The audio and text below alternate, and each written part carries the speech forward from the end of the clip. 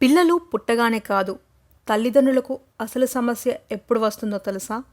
వారికి పేర్లు పెట్టడంలో వస్తుంది. అవును, ఆ సమయంలోనే తల్లిదండ్రులు చాలా తర్జన భర్జన పడుతుంటారు. ఏం పేరు పెట్టాలి, ఏం పేరు పెడితే బాగుంటుంది అన్న సందేహాలు వారిలో ఉత్పన్నమవుతాయి.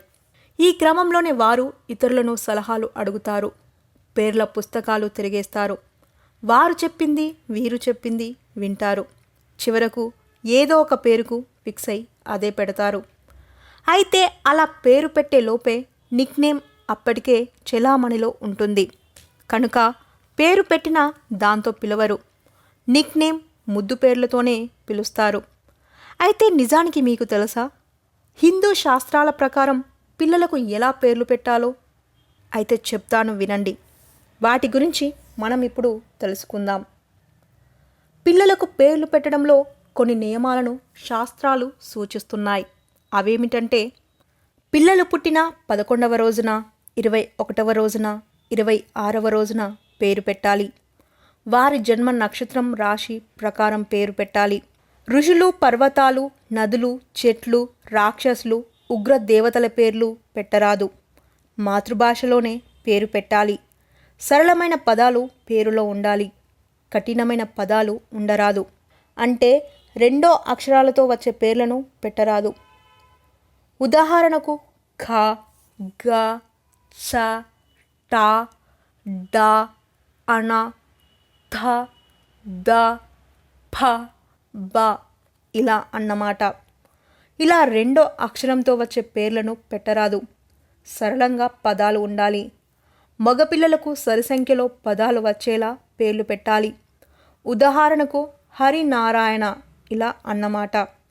ఆడపిల్లలకు బేసి సంఖ్యలో పదాలు వచ్చేలా పేర్లు పెట్టాలి. ఉదాహరణకు అనిత, సరిత, కవిత ఇలా అన్నమాట. దేవుళ్ళు, దేవతల పేర్లను పిల్లలకు పెడితే వారిని పేరుతో దూషించరాదు. పెద్దవారి పేర్లను పిల్లలకు పెట్టినా వారిని తిట్టరాదు. అంతా బాగానే ఉంది.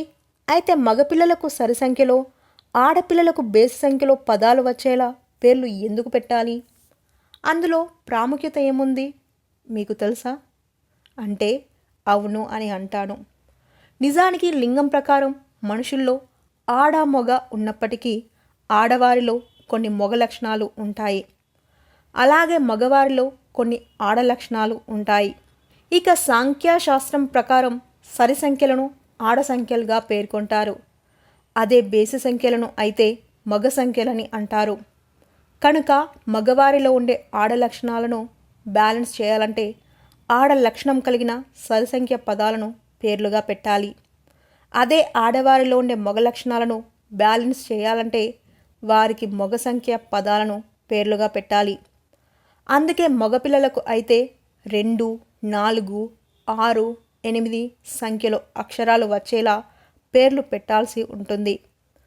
అదే ఆడవారికైతే 3, 5, 7, 9 సంఖ్యల్లో అక్షరాలు వచ్చేలా పేర్లు పెట్టాలి. ఇవి పిల్లలకు పేర్లు పెట్టడం వెనుక ఉన్న అసలు నియమాలు. ఇదండి సంగతి. ఆడపిల్లలకి మగపిల్లలకి పేర్లు పెట్టాలంటే ఏ అక్షరంతో పెట్టాలి, ఏం పెడితే బాగుంటుంది అనేది ఈ వీడియో చూసి నిర్ణయించుకోండి. ఈ వీడియో గనక మీకు నచ్చినట్టయితే లైక్ కొట్టి షేర్ చేయండి. మరిన్ని వీడియోస్ చూడాలనుకుంటే సబ్స్క్రైబ్ చేయండి. Thank you.